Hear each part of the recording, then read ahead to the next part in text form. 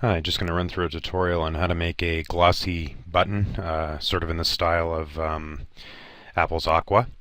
So anyway, what we want to look at, I've got a new document that's just simply a 640 by 480. So you would do the same thing. You just want to make a new document, 640 by 480, should be available in under the web settings. And you want to hit OK if you're following along. And you're going to get this this type of window right here. And to start things off, what I need is I'm going to need a new empty layer. And on this layer, I'm going to draw the base shape for the button. So I'm going to go to my elliptical marquee. Okay. You want to make sure that your tools are reset. In case you've been playing around with Photoshop, you can reset the tools at any time simply by right-clicking or control-clicking on it if you're on a Mac. So I hit Reset All Tools. Okay, and that'll set everything back to default for me. You can do individual tools, as you can see there. So what I'm going to do is I'm going to make a circular selection. So I start dragging, I hold down Shift to keep it constrained. Create my selection. And what I need to do is create a gradient that's color at the top going down to white. So I switch to my gradient tool. And you can see I'm using a foreground to background at the moment. So that means I can set my colors here. So I'm going to click on the foreground color swatch. And I'm going to change my color here to red. Okay, and I'm going to click at the very top here of the selection, drag down. I hold Shift just to make sure that it drags straight, and I release. And I get my filled in shape on my layer. Okay, I'm going to deselect, Control D. Okay, can be also found under Select, Deselect in the menu. And after that, I just need to add a little bit of an edge effect here. So I'm going to go into my Effects panel. And you're not going to be able to see this. I'm going to move this up.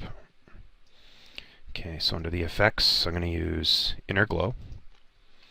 And what I need to do in the Inner Glow panel, I need to be able to sample the color off here. So you're going to have to position this carefully so that when you bring up the color pick, it's not going to be in the way of the of your sample. So you got to move your effects panel over just so you can see the color of your object. Now I want to change this to normal, and I want to set the foreground color here by eyedropping the red off my object. And you can see what that does to the edge right here. So you can pick a darker shade if you want, and that'll help the edge stand out differently, but I tend to just use the color of the button for this, and that's fine. So I want to increase the size just a bit. Okay, and that looks okay. So I'll hit OK on that. You can always go back and refine the effects afterwards. Now here's the main part of it, where you need the gloss point on the top of this object. So I'm going to add a layer. And I'm going to call this gloss. Okay, and layer 1 I'm going to rename, I'm going to rename that button. Okay, go back to my gloss layer here. And what I want to do is I want to actually create another selection and do a white to transparent.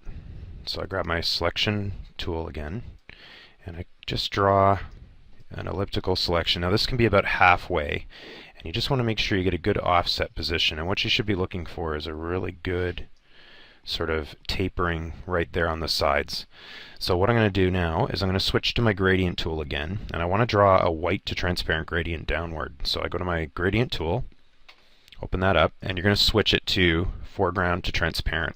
So I choose that, switch my white to the foreground.